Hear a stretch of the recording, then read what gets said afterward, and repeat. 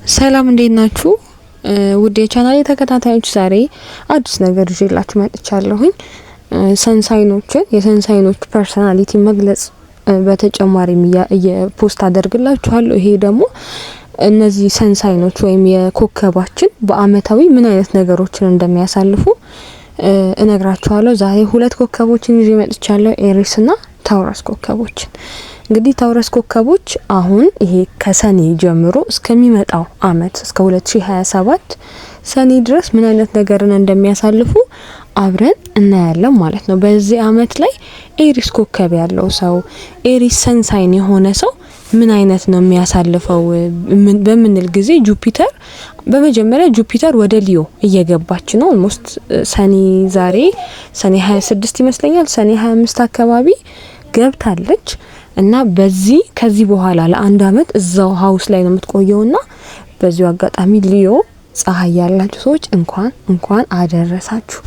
ከዚህ በኋላ ለአንድ አመት በህይወታችሁ ትልቅ ነገር ነው። በጣም እድለኛ ነው የምትሆኑት።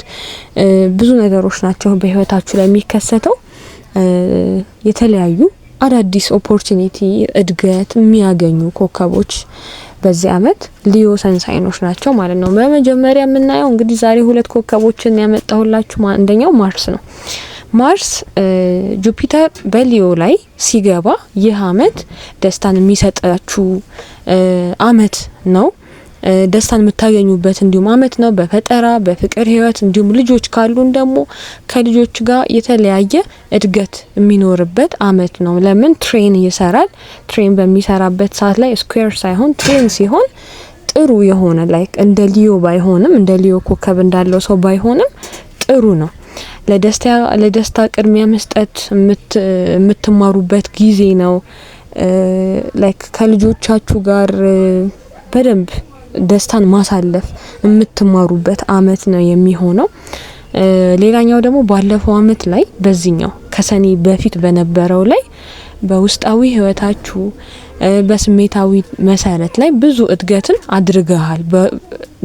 አሁን ደግሞ በራስ መተማመንህን የምታሳድግበት ጊዜ ላይ ነው። ፍቅር እየፈለጋችሁ ከሆነ ደግሞ ይህ ምርጥ አመት ነው። ለምን ትሬን ስለሰራ ከሊዮ ጋር ትሬን ስለሆነ፣ ሊዮም እሳት ሳይን ነው፣ ኤሪስም እሳት ሳይን ነው። ስለዚህ እነዚህ ሁለት ኮከቦች ስለሚስማሙ የፍቅር ዘመናችሁ ሊሆን ይችላል። ጥልቅ የሆነ ፍቅር እንዲሁም ደግሞ መስማማትን የምታገኙበት የሚሰማህን የምትሰማውን ሰው የምታገኝበት አመት ሊሆን ይችላል። ልጅ ለመውለድ ቤተሰብ ለመመስረት ከፈለጋችሁ ይህን አመት ያመጣላችኋል፣ ይህንን እድል ማለት ነው።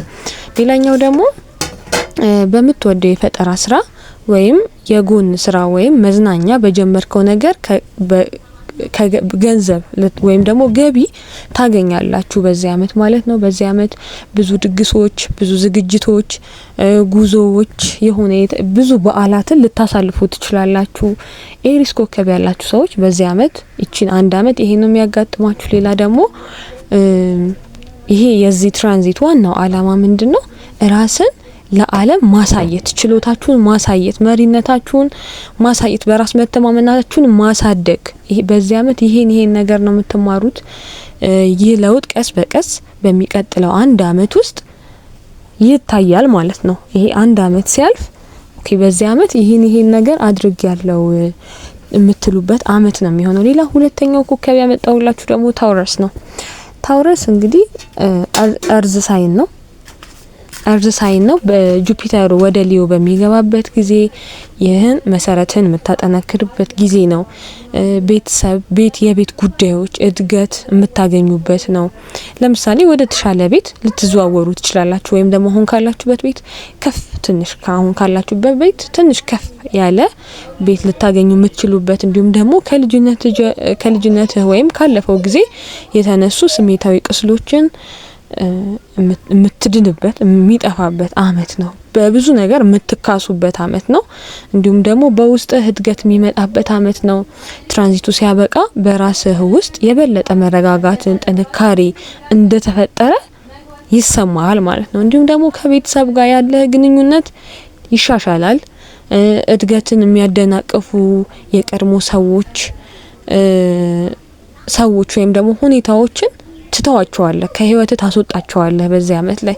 እንዲሁም ደግሞ የራስህን ቤተሰብ ለመመስረት ወይም የራስሽን ቤተሰብ መመስረት የምትፈልጊ ልጆች ካሉሽ ደግሞ ቤተሰብሽን ለማሳደግ ወይም ቤተሰብህን ለማሳደግ የምትፈልግ ከሆነ በዚህ አመት ይሄ ነገር ይሳካላችኋል ማለት ነው። ቤት ለመግዛት፣ ቤት ለማደስ፣